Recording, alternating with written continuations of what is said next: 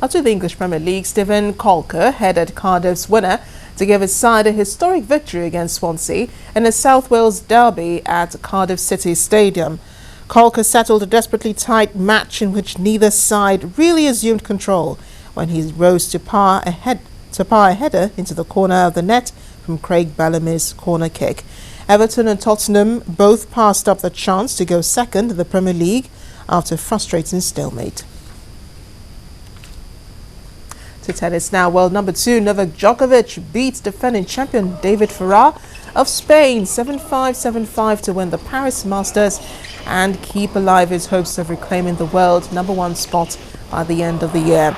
The Serb recovered from a breakdown in both sets to snatch his 3rd consecutive title following victories in Beijing and at the Shanghai Masters last month, and the 40th of his career.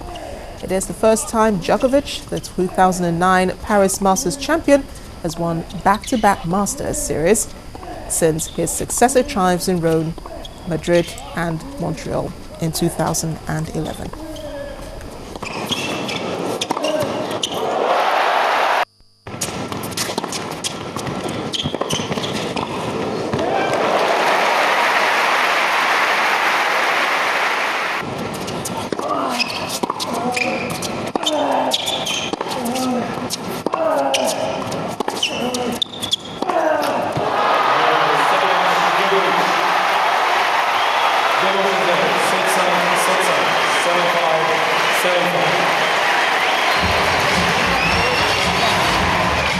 Well, not taking anything out of his performance. He played really well. He made me work very hard physically for the points, but made a lot of unforced errors. You know, I didn't play so great, but I managed to step it up when I needed to. And in the second set, I was also fortunate because he made some unforced errors. Easy forehand that got me back to the second set, and I'm just really happy to win in straight sets. Yes.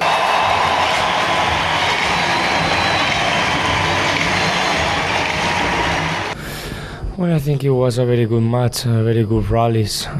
I play maybe better than yesterday, and I lost. The key, with 5-4 in the first set and in the second, I didn't serve so good, and with Nole, if I don't take my chance, it's impossible to beat him.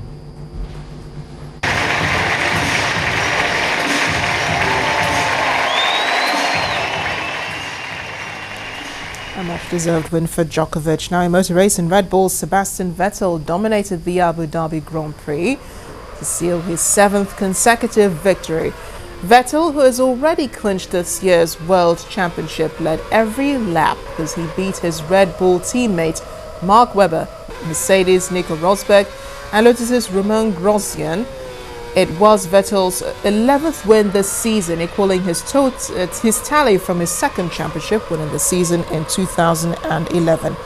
The 26-year-old remains on target to equal both Michael Schumacher's all-time record of 13 victories in one season and Alberto Ascari's of 9 consecutive F1 Grand Prix wins, which has stood for about 60 years.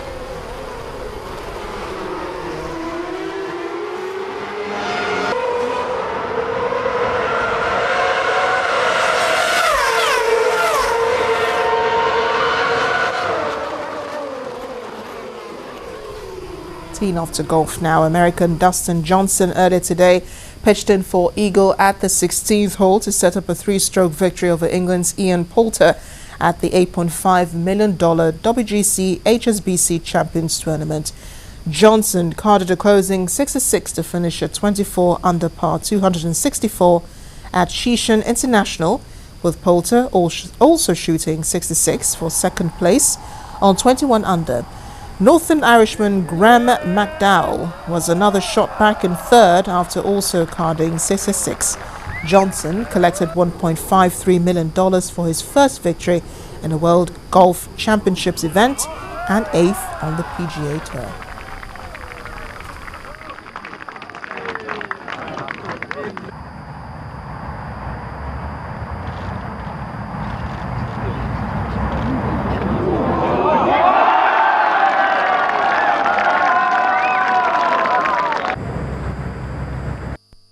Yeah, obviously this is my biggest win. So, and to fall behind early after having a 3-shot lead, I really, came through there because, it could have been another one of those days that I had, at the U.S. Open or at the PGA where, it just kind of had some letdowns there. But, I knew I was playing good golf. I knew just to believe in myself and to keep playing. I'm playing good. So, just keep doing what I'm doing. And I played really good golf when I needed to coming down the stretch.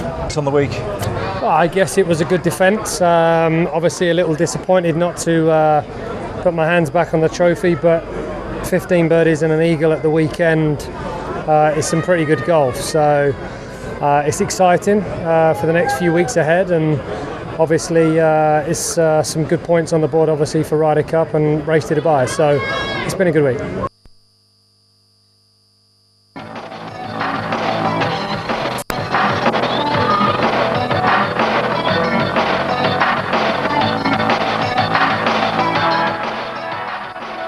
Away from sports news on the foreign scene, U.S. Secretary of State John Kerry is in Egypt, urging an end to violence and political instability following the ousting of former President Mohamed Morsi.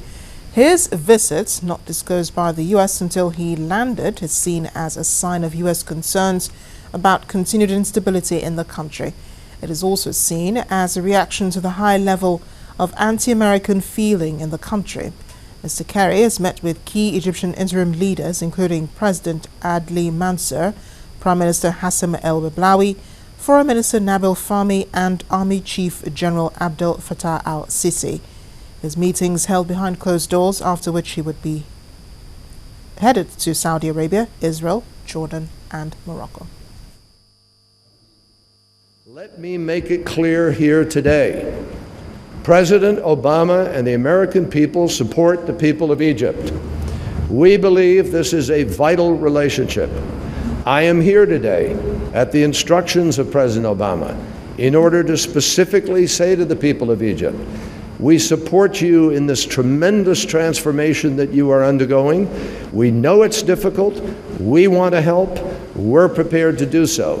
And the way it will unfold as the democracy is rekindled in its strength, and as the people of Egypt make their choices in the future, I am confident the United States of America will be able to stand with you and do even more.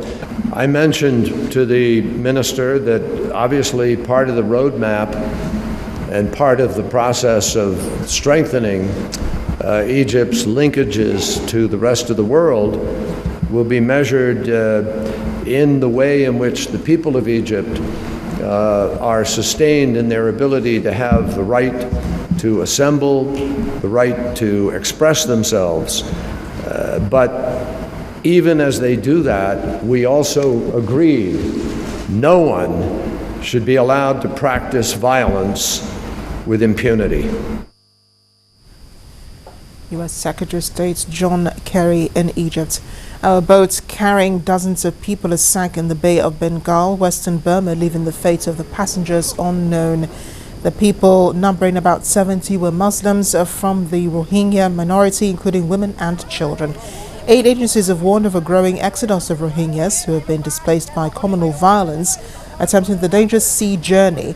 Over the past 2 years, violence between Buddhists and Rohingya Muslims have broken out in the state of Rakhine, driving hundreds of thousands of minority Muslims to flee their homes. Aid agencies say the relentless, grim conditions will push record numbers out to sea in flimsy boats where they're very vulnerable to bad weather, engine failure, or being sold by people traffickers in Thailand. The United Nations said on Friday that more than 1,500 people have tried to leave by boat in the past week. Meanwhile, here in Africa, the DRC's main rebel group, the M23, has called for a ceasefire to allow for peace talks with the government. After 20 months of fighting, government forces recaptured the rebels' last stronghold in eastern DR Congo. In a statement, the rebels called on the organizers of the peace talks in neighboring Uganda to put in place a mechanism to monitor the ceasefire. Last Monday, the UN Special Envoy to DR Congo, Martin Kobler, said the M23 was all but finished as a military threat in the country. His comments came after government forces captured 5 M23 held areas, including one where the rebels had a big military training camp. Peace talks in the Ugandan capital Kampala broke down last month following 2 months of negotiations. And finally tonight, Colombian daredevil Jonathan Flores has made a dramatic leap of faith in Bogota. On Thursday, he made a bold jump over the capital's iconic Montserrat Sanctuary in his specialized wingsuit. Just fresh from shattering 4 world records, Flores returned to Bogota to throw himself off a helicopter above the 17th century Catholic shrine that sits over 3,000 meters above sea level. The heart-racing jump was captured on cameras attached to Flores and his jumping partner as they flew by the sanctuary that sits atop of Bogota's towering Monserrate mountain. Having delayed the jump by nearly 5 hours due to poor visibility in Bogota, Flores was thrilled with his leap. It's a very pure moment. It's a zen of concentration. In the moment, I was thinking how beautiful the mountain is, watching how I flew, watching how I changed my angle to make the perfect pass I needed to do.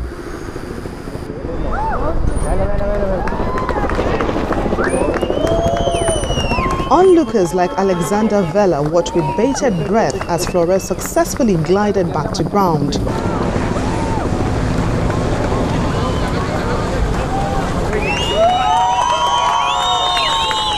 I started to feel nervous about seeing what was going to happen when it started to descend so closely. Then seeing them continue straight and open their parachutes, it was simply spectacular. Jonathan Flores is the holder of 4 Guinness World Records for wingsuit jumping and the categories of longest duration, the highest jump, the greatest horizontal distance, and the greatest absolute distances flown. A leap of faith indeed. We do hope that sets your week on a high. And the main news again. More than 30 people were killed today following an attack by gunmen on a wedding convoy in Borno State. The attack happened on the long stretch of the Bama Banki Road east of Maiduguri. A groom was reportedly among the victims, while the fate of the bride and her family members are unknown. An eyewitness said all the victims were brutally murdered by the attackers, many of whom appeared to have suffered gunshot wounds. Gunmen believed to be members of Boko Haram have been terrorizing northeastern Nigeria, taking responsibility for most of the attacks. A sect has been attacking and murdering civilians, mostly along stretches of highways in Borno and in Yobe State. Just a week ago, Boko Haram gunmen launched a series of bloody attacks in Damaturu, the Yobe State capital, killing several residents as well as security personnel. And that's the news at 10 tonight. Thank you for watching. I am Amarachi Ubani. Good night.